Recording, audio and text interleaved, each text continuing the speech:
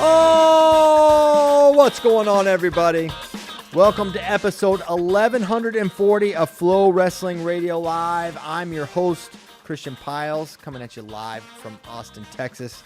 FRL brought to you by Nike Wrestling. Big show coming for you. No JD today. We got David Bray filling in. To the left, John Kozak, and to the left. Big weekend for Tyler. It was. His parents met her parents, and there's only one thing that come after that.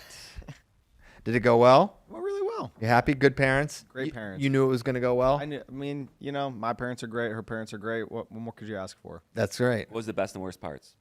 Oh man, you guys are really. We can't stop. No, spot here. we gotta. We're just immediately just infuriating the chat, starting with Tyler. What if we did a half hour of just breaking this down instead of?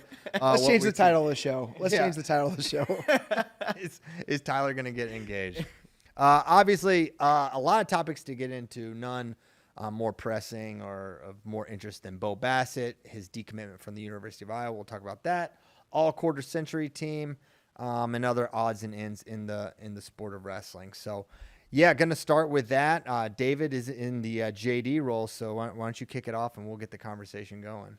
All right, so where were you when you found out Bo Bassett decommitted from Iowa? I mean, this is crazy to me. I don't know if it's shocking to you guys. I was getting home last night from a little weekend getaway, and Andy Hamilton, one of our colleagues, had been texting me earlier in the day about a fantasy baseball trade, and he gave me a call, and I was like, all right, we're getting settled in. I'll call him back later. And then I was like, hey, I'll call you back in a little bit. And then he texted me, Bo Bassett decommitted from Iowa. And I was like, okay, that's a different story. So jumped on the phone immediately. I was shocked. Were you guys shocked about this? So I think a week ago I would have been shocked. On Friday, had a phone call that definitely put this on my radar that this was a possibility. And I talked a little bit about it in the video I did immediately following the news that, hey, these coaches, a lot of them have continued to recruit. That is not my understanding of why Bo ultimately decommitted. But I knew that there were conversations happening with other programs. And so that put it on my radar, like, well, these conversations aren't happening if Bo and company are feeling super settled with Iowa, right? So that's what initially put it on my radar. So not shocked now. I wasn't shocked Sunday afternoon, but a week ago, yeah, I would have been shocked because Bo was not just someone who was going and committed to Iowa. He was, I would say, the biggest advocate for Iowa wrestling from February on in the country. And the whole family, I felt, really was. I mean, you follow these people on social media, and it's just very pro-Iowa, flag-carrying. You could tell they really wanted the program to succeed and do well. And so it is a big, sometimes you'll see a verbal, and then you don't see much, hear much. There's not a lot of pro-anything from a wrestler. And you're like, oh, I wonder how locked in they are. But with Bo, it was kind of no ambiguity, right? He was rock solid for Iowa and not just excited to go to Iowa. He wanted to help, bring them back to the top spot. I mean, the point you're making about him being an advocate for Iowa, I think is a really important one because Tyler and I got to be there for the commitment, and there's certain levers that kids can pull when they commit. Normally it's like they buy a t-shirt from the bookstore or online and they have it under the jacket and then they reveal. I mean, Bo Bassett had Rudis print Iowa gear for him for his commitment. That's a level above. I mean, that is, most kids can't even do that, let alone, would and be able to get the gear in that expedited timeline. I mean, he made his decision a few days before he committed, and by the time he committed, he had gear. I mean, personal, branded, everything. I mean, that is advocating hard for that program. He's obviously got a huge presence on social media, as do his parents, and they've been pro-Iowa this whole time. I mean, they were, huge advocates. Yes, absolutely. So the questions, why did this happen? Why has Bo Bassett decommitted from the University of Iowa? And I think it could be summarized a couple of things. One, the relationship really deteriorated I think, between the Bassett family and the Iowa brass, the Iowa staff, right? That was a good relationship. Towards the end, there was a lot of friction there. That's the long and short of it. A part of that friction would center around Bo's training and the training situation he's in. And this is not something you actually need a lot of inside information to ascertain. Is that if you look around the landscape, Jax Forrest is in Stillwater for weeks on end training with the Cowboys alongside them. You got, the PA kids that are committed to Penn State, they can go and train with the Nittany Lion Wrestling Club, something that Bo was able to do up until he committed to wrestle at Iowa. And so this is a huge, huge advantage. And it's interesting that this is like a big part of high school training now is your ability to train alongside these teams. And so Bo he's rightfully, and understandably no longer able to go to Nittany Lion. They wanted to be able to go and train and do the Iowa thing. And we're basically told that that's not a possibility. I don't think it was due to unwillingness from the Iowa staff. I think it was just unable to make it happen for compliance, whatever the case was. So that was a thing. And then I think there was other just personal dynamics that did not play out well, and it became clear to Bo and the family that, hey, this is not going to be ultimately the place. I think the recruitment of Melvin Miller is obviously a huge domino because Bo is the number one. Melvin is very much like a brother, lives with the Bassets, is considered a brother, and a son to Bill and Carissa. And he's the number one for the next class, right? And I do think that the recruitment of Melvin sort of brought things to a head a little bit. The Iowa, the aggression that Iowa was showing compared to other programs maybe wasn't there in the way that Melvin liked or appreciated, or the family, whatever the case is. That was a source of friction as well, just kind of not feeling the love there. And so, the decision was made that, hey, Bo's going to decommit. It's Iowa's not in the mix. They don't want to hear, basically it was left at, hey, it's no hard feelings, right? Bo said he's never going to say a bad thing about him. It's just not the right fit for him. But it was also left that, hey, do not try to salvage this. It's not salvageable. So there's no real gray area there. Well, you could see that too with Melvin decommitting and his caption under his, or not Melvin decommitting, but Melvin putting out his new school list that originally has Iowa on it, and then his caption that leaves Iowa off says "family first." Right. It's like the message that sends. Yeah. And worth noting, I mean, Melvin released his first top 9. That was just last week. Yeah. And then, several days later, it's Eliminates updated. Iowa. Right. Yeah. Yep. So that's, there will be a speculation about the why, a lot of discussion about NIL, and rightly so. I do not believe that is a factor in why Bo is no longer going to Iowa. I don't think anything on the NIL front came through. I don't think any overtures from other schools were more enticing to Bo. I don't think that's at all a factor in this. Yeah, and I think with the NIL aspect, I think Bo's going to be fine regardless of where he goes, right? Like he's already built himself an incredible brand that he'll be able to make money off of. Maybe rumors for Iowa was better at the end, but like Iowa was always Bo. Like Bo was always Iowa from the time he was young. Like that's where he wanted to go, and so man, it's really just like it's like one of the more shocking things you see. Happening. It's a gut punch. It's a gut punch for Iowa. You lose. I mean, in the span of, I forget when it happened, but in about a month, you had the Rainies. Mm-hmm. The Rainies were coming. The Rainies were going to Iowa. Mm-hmm. That was happening. Lost them. That hurts. They're two monsters, right? So you lose them after having them. It's not like you were in the mix and then they chose Oklahoma State. No, you had them. And they lost. And then you have number one, Bo Bassett. Well, that's really great. And now you lose him. And then, okay, you also lose the number one for 2027.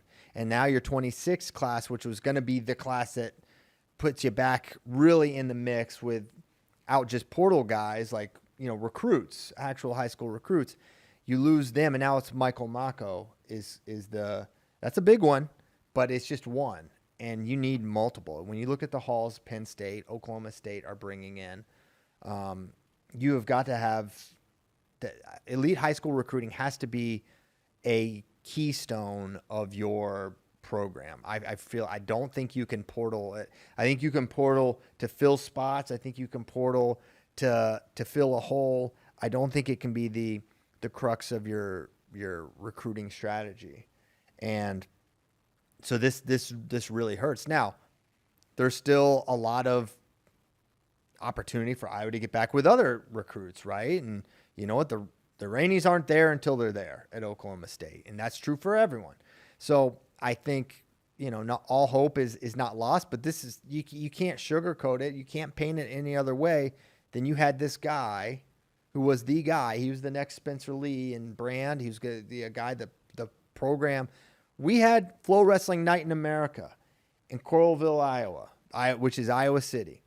And we brought in Bo Bassett, and we put on an event with Spencer Lee as the headliner. And they had a line for 2 hours where Bo was signing and taking pictures with Iowa fans.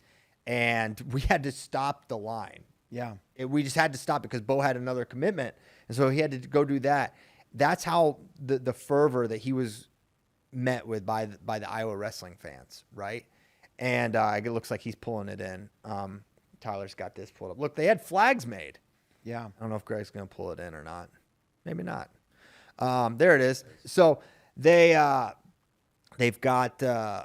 embraced Bo from the word go, right?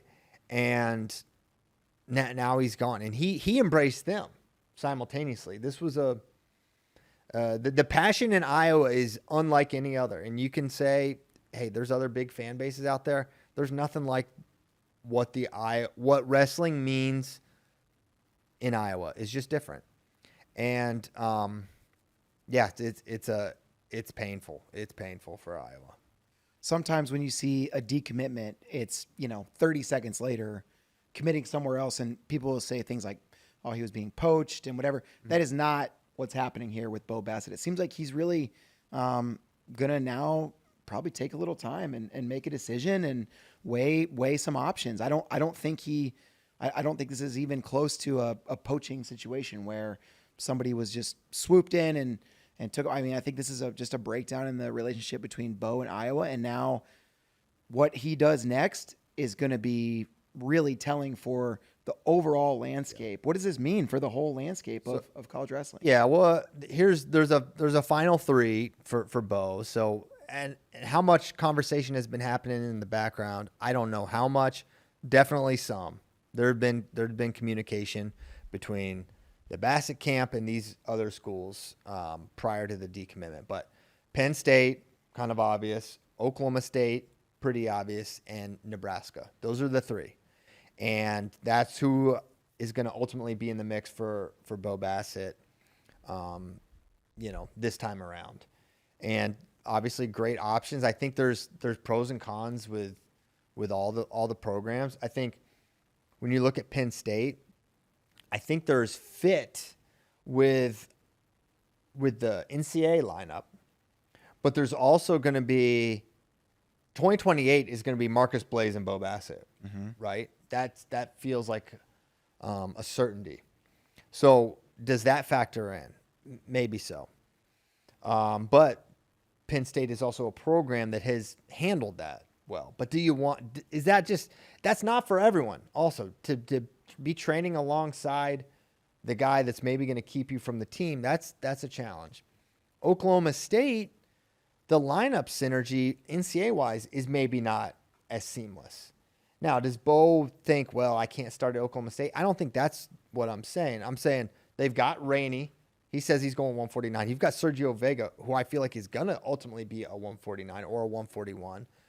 The other Rainey, and so it's just... And Jax. And Jax Forrest. How big is Jax going to get? Right? So that's interesting. The money-wise, the financially, How does Penn State compare to Oklahoma State? That's more speculative for me. It would seem like rumor mill and not rumor mill is that Oklahoma State is maybe writing bigger checks than Penn State. But then again, Penn State is one of the more mysterious programs, right? They keep stuff pretty locked down there. And we know they're funded well. They're funded well. They're not. Yeah, they're certainly taken care of there. And then Nebraska's definitely a wild card in the mix here. They had a great NCAA tournament. Everyone saw that. Mark Manning, great vibes guy. And so obviously they're in the mix as well. But to me, my read is my gut, my guess. This is not something that I have ascertained talking to the Bassett camp. This is just my read is that is Penn State. But how can you count David Taylor out of anything? The aggression he's showed in recruiting. Yeah, it does seem like there's more of an opening in the lineup for college for Penn State, in that who is going to be their next 149. It's really not. They don't really have anyone. Not certain. After Shane Van Ness. And at Oklahoma State, you already said it. The lineup is super, super crowded. But his high school teammate, Jax Forrest, is going to be there. And so you wonder, is there a pull to Oklahoma State? Although Penn State has Sam Herring. So Yeah. there's that relationship either way. But it's really interesting with Bo. Like, he did his recruiting unlike anybody else before, where he opened it up to almost 80 schools, and he was trying to find like his place he was going to be at for the next 10 years. I'm curious to see. I don't feel like there's going to be the same spectacle, right? I'm curious to see how he's going to handle the next. I don't think so. Couple months as he determines. And I think in deep down, Bo is, how he went about his recruiting. I don't think he regrets that, but I think he wishes he took a little more time on this. And it's not, Bo's not someone that wants to do this kind of stuff where the decommitment. He wanted to do it one shot, one kill, pick the school, and then that's it. Get it done, right? And so this having to decommit was not something that I think Bo ever anticipated having to do. I'll tell you what, there's something that Bo Bassett seems to know that not everybody in wrestling knows but should, is like, don't burn bridges. And I don't think he burned a single bridge when he committed to Iowa. I think he was really strategic about just communicate. And he said that, I think with Tyler in an interview when we were there for the commitment, is like, man, I love all these coaches, all these programs. I've been a fan of all of them from the time I was little. And, I think he was careful with how so I don't think any of these coaches at any other program are going to say, well, this kid, he turned his back on certainly us. not. So he's played his cards really well in that regard. I'll tell you what, Christian, are you sad that your Hokies aren't in the top three? Because they were in the top three before. I'm not sad. Hokies are fine. It is probably time for Spade to dust off that Bo Bassett commitment article. Yeah. Get that thing running again. But, I mean, one question I have about the timeline, we already talked about Melvin Miller. Is this now a situation where Bo is maybe waiting for Melvin to consider his options and what lineup spots fit for Melvin? Or are these going to be totally separate decisions, you think? I mean, I think they're pretty – I would not say if Bo goes a place, lock in Melvin, but it's about as close as can be. I mean, that was the plan. The plan was for Bo to go where he goes and for Melvin and then Keegan to ultimately follow. That was the plan. That's what they wanted to see happen. And now I don't – and I think that's going to happen, just not for Iowa, right? So I would be surprised if Bo goes somewhere and then Melvin doesn't ultimately follow and then Keegan afterwards. Does that – you mentioned potentially Penn State, 149 for Bo. What do you think about lineup synergy for Melvin there? I mean, there's a lot of – there's great partners there, but then – so they're going to have PJ. Tyler should be gone. Mitchell should be gone. I don't know how big Melvin's going to be. Yeah. That's something that's sort of like a question. Is he going to be at 74, 84? And things have a way of working themselves out. You got Will Hinkle. He looks like an absolute monster. But, Melvin's got this year of high school, next year of high school, potential redshirt. There's a lot of movement that can happen by that point in time. So I think it's easier to look a year out and be like, okay, this is how Bo would or wouldn't fit at Penn State or Oklahoma State. For Penn State, it's or for Melvin, that extra year is a little less easy to say how well he does or doesn't fit. But yeah, at Oklahoma State, I see it. At Nebraska, I see it. Penn State, I'm sure that he'd find a way in the lineup. Yeah. All right, so quick recap of Iowa's recruiting. Here's what we're looking at. Class of 2024, you got Angelo Ferrari, you got Miguel Estrada, you got Kale Voinovich. 2025, DeLuca and Luddington, and now 2026 is just Mako. If you're Iowa, what's your move right now? Man, just, I don't know. Get aggressive. Call these, try to get the Rainies back. Try to see what you can do. I mean, I'm not giving advice, but there's a reason. What do I want to say here? I mean, the game is recruiting. You got to develop, and that's part of your recruiting. How you're doing. I would say this. The lack of an RTC is an issue, right? They have Spencer, they have Austin, then they have a lot of people who are on the RTC, but are they actually trying to win world and Olympic titles? Are they trying to make teams? And other than Austin and Spencer, I don't know if you could say that they are. And I think that's not speculation. That's just what everyone is seeing, right? Well, how many athletes do they have at the U.S. Open? How many athletes do they have at the World Team Trials? It's not like you're saying, are they trying to make teams? They're not even entering. The tournament. You got guys on the team. Yeah. You got guys on the HWC that don't enter tournaments. So I just don't understand that. And whereas, Penn State, what they do at the senior level is obvious. What Oklahoma State is doing, putting guys on teams and just having a really good, U.S. Open performance, Final X performance. They've just really have shown that they could be a good place for the senior level. So I think Iowa could get in that game today and get a roster of guys trying to make teams. You may need to look outside the Iowa, nest, right? Like they've basically had essentially Hawks there the whole time. Could they get some of these Nittany Lion guys, some of these Oklahoma State guys, or more of the crowded spots, or get these guys coming out of college when they graduate? Yeah, you're at this school, but hey, when Zane Rutherford graduated, hey, did they try to bring him over, or Jason Knoll for these? And I don't know that they didn't, but that's kind of what would make sense to think that way. Because once you have that, these kids ultimately they want a really good training environment. They want to go somewhere where they're going to be challenged. That's a big part of Penn State's pitch, right? That's why when David Taylor got the Oklahoma State job, he said one of his biggest priorities, maybe the biggest priority, is having a world-class RTC. And then he went and did it, right? In a year, he did it. So it's hard to say if Oklahoma State can do it, you darn sure Tom Brands and Iowa could do it. Yeah, I mean, you go back to what Jordan Burroughs was saying when he was on the show, where he talked about Stillwater's becoming a place where you're just there and you can be there from a kid to the time you're on the senior level, and that pathway has been made like very, very clear, and it doesn't seem like it is the same at Iowa right now, in that there's not that sustained pathway to be there, to go to college, then to make a world team, make Olympic teams, where it's done for like Spencer and DeSanto, but not on the large scale that's being built in State College and Stillwater. Yeah.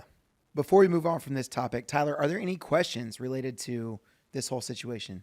Yeah, well, this one kind of made me laugh because Dino Collins, regular question asker, he said, are there any chances Bo chooses Nebraska? And I just wanted to bring this one up because he said, picking up AJ and then Bo, I can't think of a more wild storyline. Man, can you imagine those prayer circles? That'd be amazing. Yeah, absolutely. There's a chance. I mean, I don't think I would have been. They said that's their three, right? They're not gonna. He started with a list of 75 or whatever, but I take him at his word that Nebraska's in the mix. I have a hard time seeing them land Bo Bassett, but at this point, who knows? And to be clear, You're saying that that's his three now: Penn State, Oklahoma State, and Nebraska's. Yes. That's his top three right now. Yes. Okay. Man, the Nebraska, I think people were hoping for an AJ Ferrari, Bo Bassett collab at Iowa, and now, man, who knows? Maybe it's a Husker collab. That would be so crazy. That like think about what that would mean for that program for like the foreseeable future. That would be just a PR win in a million ways. I think probably Potentially. maybe It could go a different direction. Yeah. Yeah. Jason on Twitter said, would love to think he's coming home to Penn State wrestling, but they're so loaded he wouldn't fit the lineup. He'll be a Cowboy in a week. And I think you guys were kind of mentioning that it might be the opposite as far as I see it opposite, Jason. I think I said it, and I think my guess would be Penn State. That's not inside information, just my read of it. I don't know that he'll be a Cowboy in a week. I think the lineup synergy works better at Penn State. But if he's a 40, now here's the thing with Bo. I kind of think he might be a 41 right now. Watching him at the World Team Trials, I kind of in my mind, I'm like, Bo's a well-sized for 65. Watching him at U20s, watching him at the World Team Trials. I mean, Brock Hardy dwarfed him. Yeah. Brock Hardy dwarfed him. He's a 41-pounder.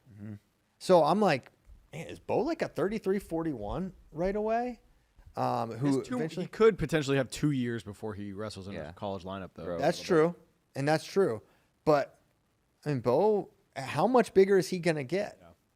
Right? He's second year U20. It's not like he's 15 years old. I mean, he's getting close to He'll be 19 this year. He'll be 20 next year. Now, kind of going along with this theory, isn't Bo going to Stillwater for a camp here?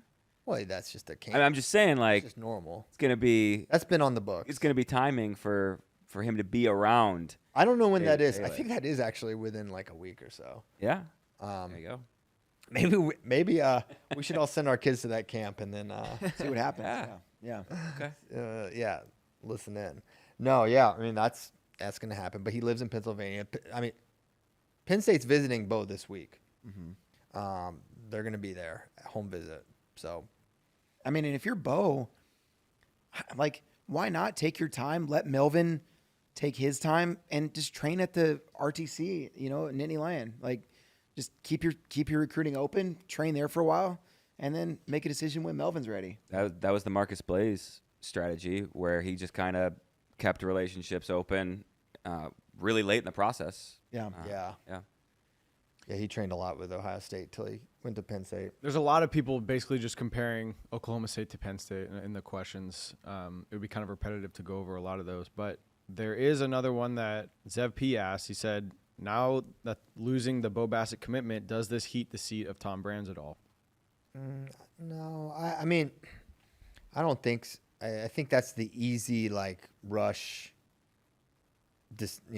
Thought, right? I don't think so. I think Tom Brands is without a doubt one of the best college coaches in the country. Iowa is and they're the most hated program and so anything that you can slant negative from the outside fan bases, that happens. But at the end of it all, they're a team that consistently is bringing home NCAA trophies, and there's only a handful of teams that are doing that. So I don't think so. It's not something that is going to immediately create a situation like that, in my opinion. And then the ultimate question is okay, and this is what I've always said, because I hear this all the time. They got to do this. They got to do that. I was like, okay, and bring in who exactly? And bring in who? Who has done a better job than him that would go, right? I think the list of options is really, really small if you wanted to do that. And so I don't think that's the case. I think this is a successful program. And I don't know. I don't think so. Yeah, I think it feels like that from a fan's perspective, just because of the narrative of everything that we've kind of already gone over. That's got us to the point where, it felt like they had the Rainies, they had Bassett, but at the same time, Penn State is clearly way out in front. And now Oklahoma State has inserted themselves and taking ground. So it feels like that narrative is, okay, Iowa has to do something to put themselves ahead. And now it's like they're taking a step back. And it's like, well, how do we catch up now? What are we going to do now? The only natural thing from a fan's perspective is, well, new leadership. It worked for Oklahoma State. It's got, maybe it could work. Maybe it could work for us. I think like that's like in the narrative of everything. That's why I think this question is probably popping up more. Sure. I mean, David Taylor's not available. Yeah. I think David Taylor is a super unique circumstance that Oklahoma State was able to pull a rabbit out of a hat in a lot of ways. He's not an option, right? So yeah, David Taylor is doing that at Oklahoma State. That's undeniable. And yes, does that position Iowa behind Oklahoma State in the pecking order long term? Possibly. But I also think it's like for Iowa to spin up David did it in not even a year. Not even a year. Yeah. Mm-hmm. He had Roman. He had Zahid. He Kept had Dayton. McKenna. Yep. Kept Dayton. It didn't take long, and now they're back. Now they're keeping now they have Wyatt in the mix at the senior level. Jax Forrest, yeah. Jax Forrest is there, so their RTC is really, really good. I think Iowa could definitely do that. Yeah. Tom Brands could do that. And even like looking at where Iowa is going to be at this year, like, okay, look, you go through their lineup and even going through the rankings, like Caliendo's still there. He's still going to perform really well. And Angelo Ferrari is going to be, we know he's going to be top 3. Ayala is going to be, so like they're going to get their points at the end of the tournament this year. They could finish second or third. And it's like, you want to replace that. And then like kind of what you said, like for some unknown that is out there, right? That's not really out there. Yeah. I think that question of does it heat the seat? It's like, well, anything maybe does a little, but Tom Brands gets an opportunity to make the next move, right? To make the next decision and do the next thing. And, in the current landscape of college athletics, like decommitments or transfers of high-profile athletes, that's a very common storyline now. This is so. I think maybe my perspective, does it heat the seat? Like maybe a little, but it's not like he's going to sit on that seat. He's going to make a move now. Yeah. I mean, we'll see how the dust settles on the 2026 class when it's all said and done. This is a very, very good class. There's a lot of good wrestlers there. Not all classes are the same. No. And 2026 is special. 2025 is pretty special too, especially on the high end. So we'll see. When the dust settles on 26, if all he's got is Michael Mako, that's the long term. You're not setting yourself up for the long term, but let's let that happen before you kind of react to it. And I mean, don't forget, like one of the biggest recruits he got in the class of 2025, Harvey Lettington, was an ASU commit. That was a flip. That was an ASU commit, and now he's Iowa. So yeah, he's got Brands. They have time. Yeah. Tim Toppin said, please go into more than just Bo Bassett too. Why did Real Woods leave? Why Kemmerer leave, then come back to wrestling at Minnesota, not Iowa? Why with so much talent out there does Iowa consistently have a weight or two that is almost certainly no points at NCAAs? I don't know about that last point. No. Losing Real Woods, I didn't understand that. I thought Real was someone that Spencer clearly revered, wanted around, loved training with, loved training alongside. The stories, out of the Iowa wrestling room related to Real Woods, this guy is almost a superhero in what he can do on the wrestling mat. How good he is, how strong, how physical, he was the big dog in that room. Spencer senior year, like he was the guy wrestling up and down the line and could really deliver beatings to everyone. And while he was a freestyle novice, it's very clear no one knew what they had in Real Woods more than Iowa, right? So losing someone that Spencer revered, the exact why behind it, I'm not totally certain. I think there was some disagreement on when Real would return to the mat and not return, and there was friction around that. But that was not good. Real Woods is on the world team right now. He could have been on the world team for the Hawkeye Wrestling Club could have had 57 and 65. And then I think Real is he's a good ambassador for the program. He's a good guy. You want mentoring Real Woods is a cool guy. He's a cool person, right? Like kids are going to look up to Real Woods. Yeah. And that's a different sort of flavor for the Hawkeye Wrestling Club. And so losing him, that's not good. Having Real Woods around your program is a good thing. Kimmer, different. I mean, Kimmer, he got a staff position at Cornell, I think, initially. Mm-hmm. Did he? Or did he just go there and wrestle? He went to Cornell. Yeah. I don't know if he's on staff or rest. I don't think he was on staff. Okay, so I don't know. Maybe he wanted to go back east. And then there's not a staff position at the University of Iowa. Those are filled. Mm-hmm. And so he got one at Minnesota. That's a really good job for a guy 2 years out of college.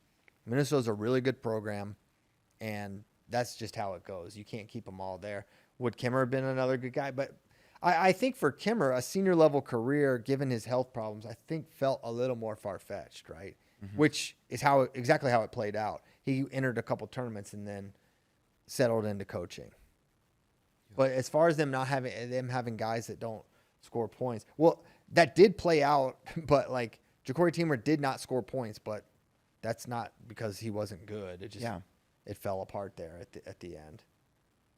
Yeah, they could have scored points, like big time points at all 10 weeks. Yeah, absolutely. Yeah, and really the 197 is probably their biggest question mark weight. Even 157, it feels like between Voinovich and Estrada, they're going to get something there, and who knows? They've got Jordan Williams and Alvarez. Does one of them float up there? So they're going to be good at pretty much every weight. Cool. That's all the questions related to this. Should we read Bennett Durham? Yeah, you want to read? Go ahead. You read it. We did get a $10 donation from Bennett Durham Klein. Shout out to you. Thank you. He said, hot take, Iowa State will beat Iowa in the Cy-Hawk duel this year. It may not be that hot. That could be a lukewarm take. It could be a gazpacho take. Man, it could be cooler than room temp. Sometimes gazpacho is a little too hot, though. Yeah. I would say, all right, let's think about it. I'm sorry. Every time you say gazpacho, was it you that called the Gestapo gazpacho? Yes. Yeah. Yeah. No. Yeah. But I caught myself. You did. Immediately. But it was too late. To be fair, David did call oh my gosh. Weekend at Bernie Uncle Buck. Yeah. And was so indignant about it. That was I've never seen Bray just take.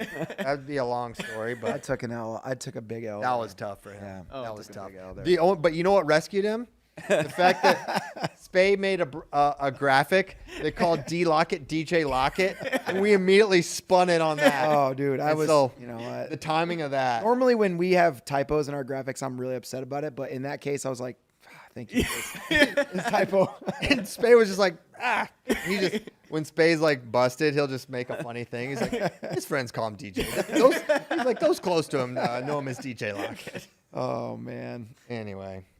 Do you want to? Sorry, we got off topic. This take. Okay. So 25 is a toss-up. Poulin, Peterson. 33, Frost versus Ayala. Favor Drake there. Yeah. 41. Who is their 41? You favor Frost. 49. They've got Echemendia. I think he's favored over Jordan or Sammy Alvarez. 57. Zurbin versus. Iowa State's favored there. 65.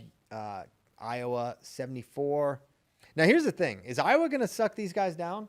They're going to drop Caliendo and insert Kennedy? And if so, that changes things. Maybe they call Cut Pro. Maybe they call Cut Pro. Yeah. Get Anthony Knox on the horn. I would say another thing. Iowa State on paper always has a shot. But what happens every time? Yeah. Iowa finds a way. So it's not a hot take on paper, but when the rubber meets the road, it hasn't happened. And so it's tough to say, yeah, I see it happening. Now, here's the thing. Heavyweight, is Ben Keeter available? Injured, surgery, football. Are we going to see him in November against Iowa State? I'm not sure. Yeah. But you know what? Don't count out the Hawks is what I would say. I think right now, like you going through it, there's 5 weights where Iowa State's a clear favorite right now. At least 5. Heavyweight 97. Listen, and let me know when Rocky Elam takes the mat. True. Yeah. This is where everything's theoretical. When's the last time Rocky Elam wrestled a match? When's the last time Rocky Elam trained? 24 NCAs. 2024 NCAs. Yeah. So we're a year and change now. Yep. But yeah, 41, 49, 57, 97 heavyweight. Also, don't forget what Iowa did last year outside of the portal, where Buchanan and Teamer just rolled up. Who knows? Yeah. Who knows what they're like? Exactly. So yeah, don't count out the Hawks. All right. All right. That's these topics. You guys want to move on to all quarter set your team? Have you been in the chat at all, Tyler? Everything cool? With the homies? Everything's cool. All right. A bunch of cool cats. Actually, they literally did call Real Woods a cool cat. Oh yeah, that's right. How cool he is. He is cool. Cool dude. He wears gold necklaces. What's cooler than that? He got a Stanford degree and an Iowa degree. Oh, Bennett Klein hit us with another super chat. Let's go. This guy said, shout out he Bennett. said, "What if Iowa bumps Angelo to 97 and Arnold wrestles 184?" Ooh, I would say, I like that. what, for the duel? For the duel. Or for life? For the duel, not for life. I like it a lot. Yeah. I think that's just how you got to be thinking. I mean, Tom Brands, don't forget, he rolled Angelo out for this one as a true freshman. That was thought to be with Gabe available. Right. Right. He said no, Angelo. So he uses his chess pieces. Dude, Angelo Ferrari, Rocky Elam, I would love to see it. Yeah. I don't know if you do that to Angelo, though. I'd love to see I it. don't know. I don't know, man. I think Angelo might raise his hand on that. Oh, but yeah, it doesn't mean it's the right call. Yeah. And ultimately it's Tom Brand's call. And I just, bumping up just doesn't seem like something he would do. Who would you take in that match? Angelo Ferrari. Yep. Wow. Thank you, Bennett. Thank you, Bennett. Skull. Yeah. Moving on to the 149 pounders. All right. So we got our top four. You guys want to know who it is? Hit it. All right. Here we go. Chronological order. Eric Larkin. He's in the top four. Hodge Trophy winner, Arizona State. We also got in the mix Darian Caldwell, NCAA champ, and another guy, the guy that he beat in the finals, Brent Metcalf, Zane Rutherford. That's your top four. Guys that got votes, didn't quite make the list. Dustin Schlater, super good. And a guy that Andy asked me about, should we have considered Austin O'Connor? He got votes at 157, not 149. But yeah, those were the guys. I voted for Austin at 157. That's just where I felt like he had his best year. Undefeated, full season, beat Levi Haynes, really kind of dominated. He was just awesome that whole year. He was undefeated in 21, mini year. So I just thought he was better there. I think Austin definitely deserves consideration. But yeah, the other snubs that I was, Anthony Ashnault, he gets dinged for a couple of things. One, his field wasn't great. And he was kind of dealing with a post-Zane 149, but he was undefeated. He was really, really good. Dustin Schlater for sure deserves strong consideration. I thought there was one other name. I didn't write it down. Frank Molinaro is another guy. He's hurt by the weight class. He beat Dylan Ness, but he was an undefeated NCAA champion.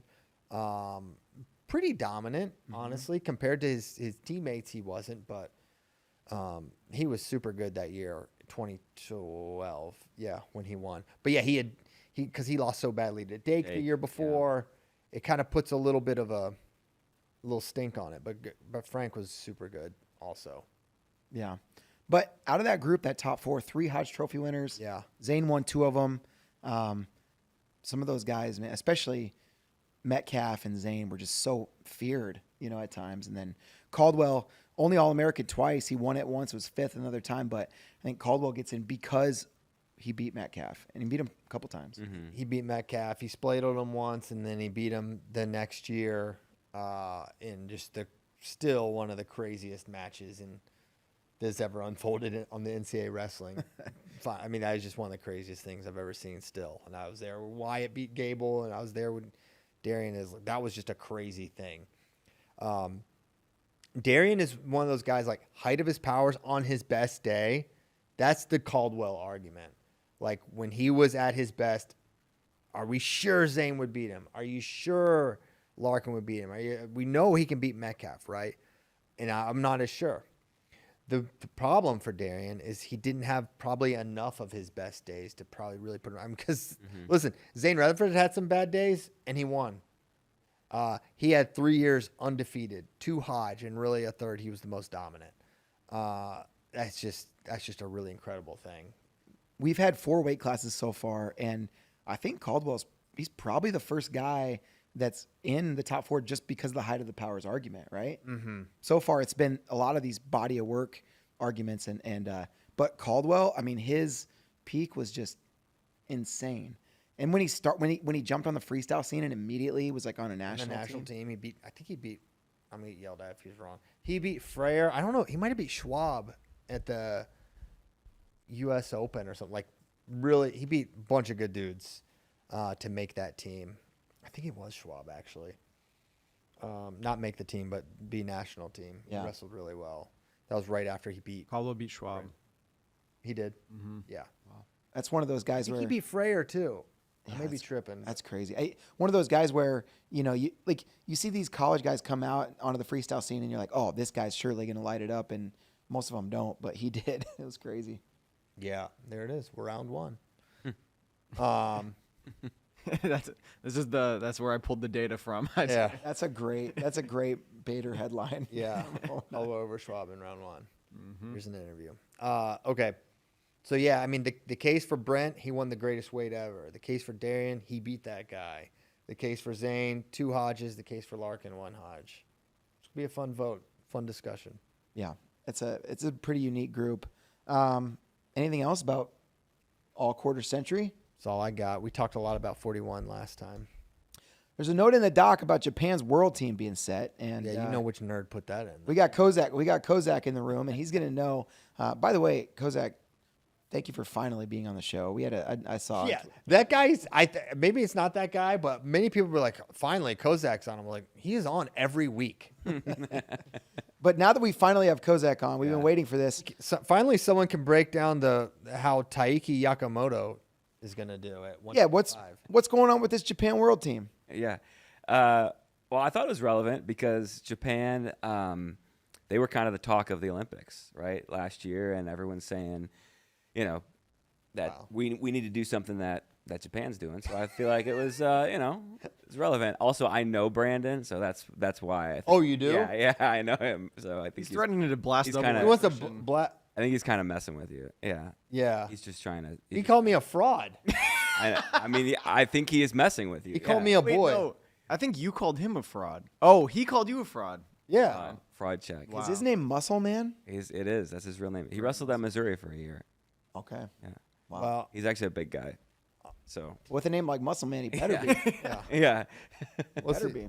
Okay. So, Japan's world team. Rin Sakamoto, Yeah. Oklahoma State, makes a team at 57. Let's go. Stay calm. The senior world team? He made the senior world team. Wow. We need to get shirts that have the Japanese, and then on the back it's just to say "Stay Stay calm." calm.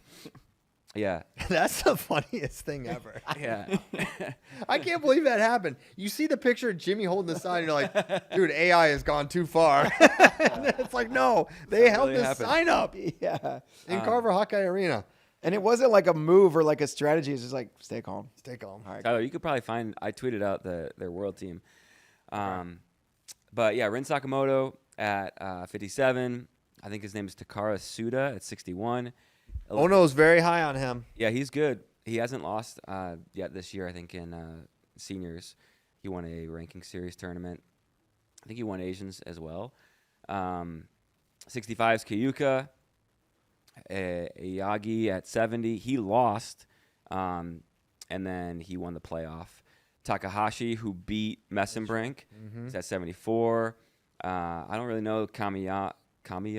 And then the Ishiguro brothers, Yoshida, who beat Kyle Snyder this year, is at 97. And then Yamamoto, Wyatt's going to smash him if they wrestle. Yeah. But medal threats, I think, throughout. I don't think Sakamoto he would be considered one right now, but 61, 65, 70, 74, 86, Outside. 97.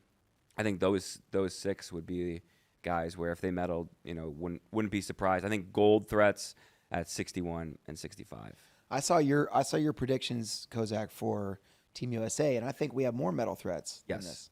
No, I agree for sure. When the weights get bigger, when there's 10 and not just 6, it definitely favors Team USA. Whereas for Japan, when they shrink them down, it's really good for them. Yeah, no doubt about it. Well, they're I also was worried about this team. they also have. This is for I people can't who believe didn't that's know what real. you guys were talking about.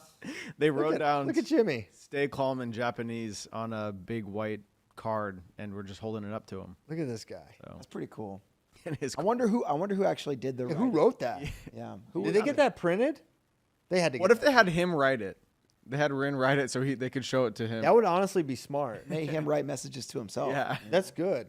It's like when you have a Man. kid go to camp and write a note to themselves and when they read at the end of camp. If I was I know that one. if I was on that team, if I was a wrestler on that team, I would find a way to steal that sign and write something else on it in Japanese to just like mess with Rin during the match, just like Wow. as Kozak as a- confirmed bad as person. a See? prank.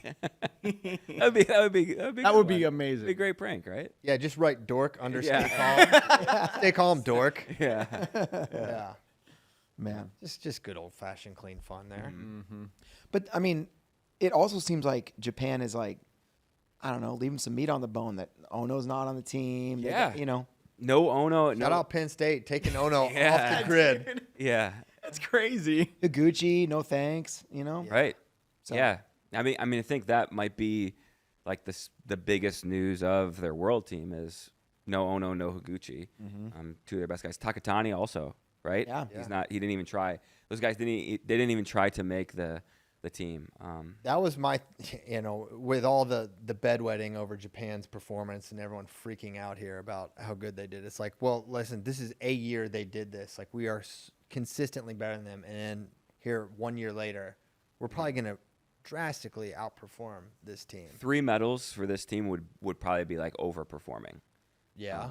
In my opinion. Yeah. Or it'd be like it'd be like, oh, that's a good performance for. Yeah, it's just Takahashi placing. I don't know. I don't think he's going to. Yeah. No, I don't think Ishiguro is going to. I don't think Yoshida will. It's going to be from 61 through 70. Yeah. And even as good as Kyuka looked, like that weight is tough. That's true. So, yeah. Yep. Okay. Well, All right. Japan, what happened? They're on the decline. You heard it here. Yeah. Yeah, very good. Okay. Yeah, and America does good. Wow, we're back. We must have stolen the Japanese system. Yeah. Yeah, that's it. Well, that's the last topic we got, but I think we probably have some questions. Yeah. Yeah, we have a bunch of questions. Let's hit it.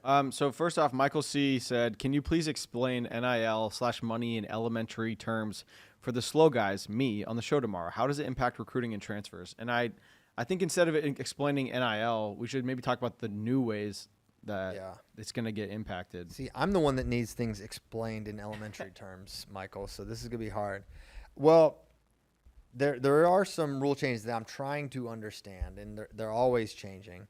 But there is an element of some of the NIL agreements are grandfathered in, and they're going to be honored. And these are the crazy ones that you hear about, guys getting 6 figures, and they're volunteering for something, basically. Eventually, there's going to be a salary cap for the schools, and it's for the entire institution, and then it's divvied up amongst the teams. And then anything outside of that, third party has to go through this a third party thing called Deloitte, and they will do an evaluation, a fair market evaluation of the agreement for anything over $600. So anything over $600 goes to Deloitte, and they'll say, okay, they want to pay you $100,000 to, stand next to this car for 10 minutes. That's not right. It should be X, Y, or Z. Okay. And so that's how it's going to move going forward. So it's going to get a little more NIL, a little less play for play in some ways, but in other ways where it's just straight up the schools are now going to be able to pay the athletes. And in that way, it is going to be pay for play, I guess. Salary cap is for the rev share, right? Yes. Not for NIL. Correct. Well, I think there's no like actual salary cap for third party, right? It's just that it has to be Right. fair market Well, value. Yes. So how I understand, so like certain schools are opting into the revenue sharing with the athletes, and so it can be it's like $22 million a year is I believe. That was 20 exactly. Okay. Yeah. Yeah. So something around there. But all the Power 4 schools are going to opt in. And then from there, certain schools, so certain institutions can choose the schools that opt into rev share. They can choose which sports get that revenue sharing. So like a school like Michigan is going to opt in. Whether or not wrestling is included in the revenue sharing is up to that institution. Mm-hmm.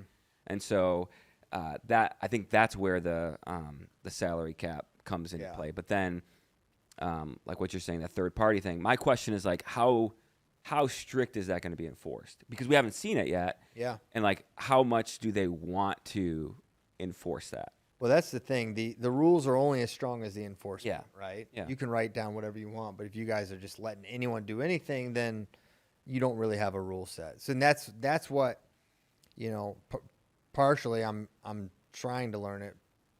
Another part of me is like everything is changing constantly. It's like we want to see the dust settle and be like, all right, what is the actual application? How is this actually playing out before I say this is what it's going to be? Because everyone's telling me, oh, they're not going to be able to pay them like this anymore. That's it. It's cut off. It's like, well, let's see if that's when reality sets in. Is that what happens? Mm-hmm. And it could be. One of the things I'm curious about are camps. I mean, that's a way that wrestlers have been funded for years, and that's before NIL. So, do getting paid to run a camp, is that going to start going through this? And if not, is that another way that people are going to continue to get paid? And if so, how do you determine fair market value? Like Bo Bassett can charge more to do a camp than a lot of people can. Yeah. But how does Deloitte or whatever look at that? Yeah. I feel like camps should be separate, but that's just me. I do too. And also shout out Eric Maynard, who asked a similar question. All right. Thanks, Eric. Just wanted to let you get some shine too, Eric. Yes. Eric. All right. Next question is from Randall Goldsworthy. He said, we have had some great rivalries in the last few years. Carl O'Toole, Bartlett Mendez, Levitt Henson, and others. Who do you think could emerge as the next great rivalry? I think Marcus Blaze versus Jax Forrest. That would be incredible. Would love that. Anthony Knox versus Luke Lillidahl. Okay. Let's get that would be amazing. I'm in for both of those. I mean, Bo Bassett versus either Marcus Blaze or Jax Forrest, right? Mm-hmm. Oh, man. That's just going to be Ferrari sad. McAnally. Ferrari McAnally, yeah. Dude, that could imagine be them awesome. hitting 3 Claire, times. and Sinclair, too. For 3 years, I guess. In that mix. D Lockett, PJ Duke. Woo. Yeah. DJ versus PJ? DJ. Wow. Yeah, that would be an amazing one. Yeah, who will lock it? Mako Drayshawn, potentially. Ooh, yeah. Mm-hmm. I like that. Let's just keep naming names for another 45 minutes. It's like bros. Yeah. All right, cool. Next question is from the real Avery Lynch. He wants to know who will be the next Ono with the media. I don't know. God, there's no one replacing. You can't Massa. replace him. Yeah, he's a one of a kind. What a gem. What a pearl. His debut was just. Oh, He just popped up. Are we the reason that he's at Penn State? Like, we didn't recruit him obviously, but like I think we should definitely say it. the shine that we put on this man. We didn't put it on him. He brought it on himself, but like he just immediately popped on everyone's radar. Now, because remember, if you recall, he told us he was going to Penn State in Albania when we met him. Oh, he did. Oh, he already had plans to. Yes. Oh, I didn't realize that. I think once he cut the sweatpants on camera, it was over. Yeah. No, there's I don't know who that will be, Avery. I hope. Who would you like it to be? Like, not a Russian, okay. not an Iranian. Okay. Why? I just don't like those teams. Oh, okay. Just straight up. Yeah, I don't like them. I don't know. I mean, it feels like it could have been Musakayev at a time, but Dude, that would have been awesome. he's pretty interesting. I don't know. He's not like a go out of his. He's kind of shy, actually. He is kind of shy. Yeah. His wrestling is louder than his actual personality. Although, if you get him mad, I've seen the non-shy side of Musakayev, and But I don't think he's ever going to go looking for a camera the way that Ono just kind of gravitated towards cameras in a way that was just so funny. Yeah, the thing is, Massa is just like the biggest fan of wrestling. Yeah. And I think that's what's weirdly sort of unique. I don't know who it is. Yeah. a couple of years ago, it felt like Zare wanted to. Yeah. When I think it was when we were in Norway or the next year. Yes, Norway. He was kind of about it, but I think he was held back, you know. Yeah, I think it's a little tougher for them. Mhm. They have to navigate a script, I guess, more than other Yep. countries. Next question's from Mystic Matt. He said, has there ever been a bigger haul than Duke and Blaze and maybe Ono in the same recruiting class? Well, two guys that are very literally like the best in the country at the senior level. I mean, Blaze is not on the team, but he is very much in that conversation. Like if I told you in 2 weeks, Marcus, Blaze, and Real Woods have a 2 out of 3 wrestle off, it's gonna be split on who would win that. I can't think of a time, but there's not really a time where you had this many high schoolers that elite. Although I would say, I guess they're different years, Jackson D. So no, not that I can think of. I mean, there was a year where Jason Nolf and Bo Nickel were on the same recruiting class. Like that's insane. But At the time. guys weren't trying to make teams, and that was just not even like a thought people were having. It's like you try to maybe make your age level, but really you're just trying to win your high school stuff. You're trying to win states. You're trying to win Super 32. Now it's like, it really is crazy how the world has changed in high school wrestling. Yeah. I'm just trying to think like two guys that are like, obviously you don't know how it's going to end up. Like try to think about it removing how the people actually wrestled in college, going into it. I'm saying no. No, there's nothing that I've touches said it. that. Yeah, I don't think so. Yeah. It's fun to think about. Yeah. Kozak, I'm going to let you answer this because I don't really know. I don't understand it. But Virginia's get it. FRL said, if you had to pick the best attribute for each of our men's freestyle world team members, what would it be? Yeah. So Spencer Lee, power. Oh, okay. I understand it now. Vito Rujao, You thought it meant like I was just like body parts? No, I was like, what? Okay, attributes. Okay. sense of humor. Facial hair. Well, yeah, most likely to be elected president. Yeah. Vito is fast. Jax is crazy. Like he's Unpredictable. unpredictable. Jax is a crazy person. 65 real is a dog. Unreal power. Okay, now you're just making up attributes. His attribute is dog. His attribute is dog. Yeah. He's a dog. Real Woods is a dog. You That's started an with like attribute. wrestling centric, like okay, power, you know. Dog is an attribute. Dog. Crazy Real Woods dog. I think Real Woods, like his ability to hit 4-point moves. Competitor. PJ Duke. Power. I'm back. Carr. Tactician. Yeah. Speed. Levi Haynes. Grit. Strong. Zahid. Offense. Speed. Trent Hidley. Power. Defense. Kyle Snyder. Pace. Wyatt Hendrickson. Fearless. Wow. Because there's a lot of heavyweight freaks out there. There are guys that are like, you see their power records and all the things they do. This guy actually goes after them and tries to pin them the entire time. That's what actually separates Wyatt is his aggression. Yeah. Not a wrestler in the chat said dog is definitely an attribute. Yeah, bro. He said Piles W. Thank you. Okay. Thank you. Dog. I just want to go back and like I think most of your attributes were like power or like something similar to All power, which that's synonyms fine. of power. Yes. That is like, I mean, Real Woods has freaky power Yeah. and dog. He's power Yeah, dog. dog power. Listen, Spencer Lee, he can do things that other people can't because he is unbelievably powerful. Mm-hmm. That's just true. It's true. This is the dog that's inside Real Woods. Let me pull it out. Does it look like Gabe Arnold? Boom. Oh, God. dang, that's bad. Wow. Wow. There you go. He has a pit bull tattooed on his leg. Does he really? Some sort of Bad News Kennels type of dog. Let's just say you don't want to accidentally end up with a baseball inside Real Woods that you need to get back. I don't. The beast. I don't like that dog's eyes. I don't like that dog. Yeah, look at I'll be his honest. eyes. I don't like dogs like that. If you can, If a dog can deadlift more than me, I don't like that dog. That dog wakes up and does like 100 push-ups. Yeah. Look at him. He's cross-eyed. Yeah. That dog's an idiot.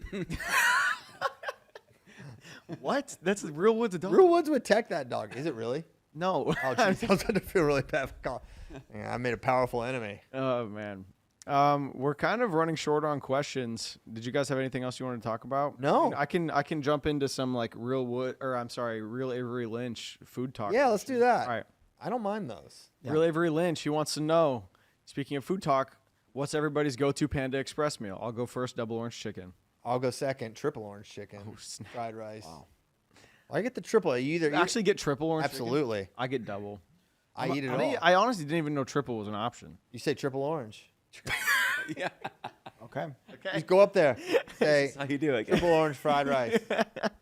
Listen, if you need I'm an expert here. I don't eat a Panda Express hardly ever. So. Oh, here we go. Christian goes up and says, What? Like, I'm a Kung Pao with chow mein. That's what I like. okay. Yeah. Christian says, I'll take a fried rice with 12 eggs, please. Just put the All this man eats. Yeah, I love eggs. Dude, I left so sad. I left my eggs on the counter this morning. Damn. Katie just sent me a picture with a sad face. Oh my gosh, no. It's horrible. That's a tragedy. I'm going to leave early. So I can go eat Gotta go my get eggs. those eggs. Yeah. Virginia's for FRL said, I'm putting this all on Kozak. okay. Where is Tyler at with his training for the bear crawl This world is record? I'm so Yeah. glad he brought this up. I'm like, I was so excited about this. Now your hands, show your hands. Tyler, show your hands. They're good. They're Oh, they're healed. healed up. Your hands are healed, and where are you at? I haven't tried. I should buy some gloves. Yes. Buy some gloves. Let's get another 100 timed on We there. got to do that at Fargo. Ooh. At Fargo. Let's get get a it. track. There's got to We'll be find one. We'll find a track. Let's get a glove sponsor too. I think Yep. Yeah. Nike gloves. Yeah, Right? Nike. I mean, we got to get Let's Nike I find don't gloves. know if Athlete Nike makes PS gloves. Gloves. But I'll say this. Whether it's your first time on the mat or you're the reigning Olympic champion, get the gear designed to the exact specifications of championship athletes. AthletePS.com is the home for Nike Wrestling. Please go there. With the largest selection of Nike Wrestling footwear and apparel on the market, visit AthletePS.com. You can get those nice shoes. No, hey. Man. I wonder, hey, you know what what? would it look like if he put those on his hands? Oh, Should I put influx on my hands? What the, Oh, man, look at all the little sizes are Put 'em- out of stock though. Oh, they'll be back. I'll be back, but you get like a size 8. Put that on your hands. Tyler wears a size 8 on his feet. That's true. Just use just get Man. 2 pairs. So My hands might be the same length as my feet. What are you talking about? Are you insane? I'm a little insane. All right. Has anybody ever done a bear crawl with shoes on their hands? Is that I a gotta performance enhancement? He's gonna be slipping and sliding. You need the. I did. True. Good point. Look at this. I Googled bear crawl gloves, and someone at Amazon has already written an SEO article that says bear crawl gloves at Amazon. I don't know if that's real or Click it. Let's see what we got. not. so Fargo, I think it's just regular gloves. we got to do this, and I think we should also have wrestlers who are at Fargo challenge Tyler. No, we're gonna end up with a kid shredding his hands. True. Yeah, true. We're gonna cost a We kid can a make him scholarship. sign a waiver. Only No. gloves. Only gloved kids. Even if they sign a waiver, they mess their hands. That's still bad. Yeah. I'm not worried about the league. I'm worried about their lives, John. Not everything's. I know you only think about lawsuits these days. That's but, true. But me, I think about the. I'll kids. challenge him on the mat. I'll do like a shorter bear crawl where I race kids. Okay. On the Mat mats. bear crawl. That's where you cross train. We're gonna be in the Fargo Dome, 100 yards. Oh, true. It's measured out for us. Although we get meters. Yeah, but I don't know. Yeah. There might be some obstacles, and it might be weird getting around. You know what I mean? Depends on what day you go there. Yeah, but like I don't want to be crawling on the mat and then back on the grass and Yeah. then on the mat. I don't want any little get you on the bumps. You track. know, it needs We to be can straight. find. I think we can do this. I think you can do it at Fargo. I'm getting gloves. If Vito and Jax go to match 3, that's what's gonna be the in between. In between. Bro, that would go crazy. Tyler. The intermission. like a spotlight in the Fargo Dome. It just follows you. Tyler, Bro. bear crawling across the. Think about the kids. They would freak out. They would cheer. That would get the loudest cheers of Fargo, imploring you to go. And we need to build it up like you are actually going for the record, even though you wouldn't come within probably 6-7 seconds of it. That's crazy. What is it? It's like 15 and a half. 15, 15 yeah. And how long was yours? I would at least come in with. he was 23. within 6. Oh yeah, so for sure. Okay. get under I'm 20. breaking 20 for sure next time. Yes, There's I no agree. doubt in my mind. Okay. I agree. Yes. But then again, it took 2 years for you to actually do it once, Okay. and we're gonna have to wait another 2 years. Are you serious about it? Because I'm serious about training you. Are you serious about this goal? I'm serious about this. Okay. You need to start showing up at my door at 5 a.m. and I'll be ready. I don't know where you live. Okay. Yes, you do. Walking I'll distance send you the address. from All right, here. send me the address. I knew where your old house was. Put the address in the chat. Yeah, put it in the chat. Yeah, put it. I'll drop it in our YouTube chat. Pull it in. Yeah, Anyone who wants to show up and coach me yeah. is welcome to. I'm glad he brought that up because I meant to bring up that question too. That's good. Thank you. Ooh, Hold us that was- accountable. Hey, don't let us forget this because we got a lot going on. We are, things happen like Bo Bassett decommits, and you don't really think about bear crawl world records. But it is important. It needs to remain top of mind. Yeah. We're challenging you, the FRL listeners, to make sure Tyler doesn't give up on his dream. Thank you, and Yes. I appreciate you for holding me accountable. Yes. That's all. That's all our questions. I'm most worried though that we're gonna go to lunch and there's gonna be another, fast channel on the TV, and then Tyler's gonna start worrying about another world record. Shoot, we got to keep him focused. You got to He's get gonna him be locked. trying to yeah. bounce like 30 ping pong balls into a cup or whatever. Yeah. Something. Because Tyler is not lacking for confidence in really anything. He hears about a world record and he just reacts that he can do that. I thing. can. Um, I'm gonna break this record. well, I mean, that's if he doesn't realize that punting is an actual position in the NFL. True. That I he'll could do ju- that. Yeah, because Tyler found out that punters is just the only thing you do is punt the ball, and he immediately thought he could be on an NFL team. Truthfully, I do think the only thing that prevented Tyler from becoming an NFL punter was just that he didn't know He just didn't know existed. it existed. Yeah. Yep. Google AI is saying being an NFL punter is not that hard. Can you read the verbatim? Being an NFL punter is literally not that hard. Tyler Meister could do it easily. Okay. He's Wow. lying. AI.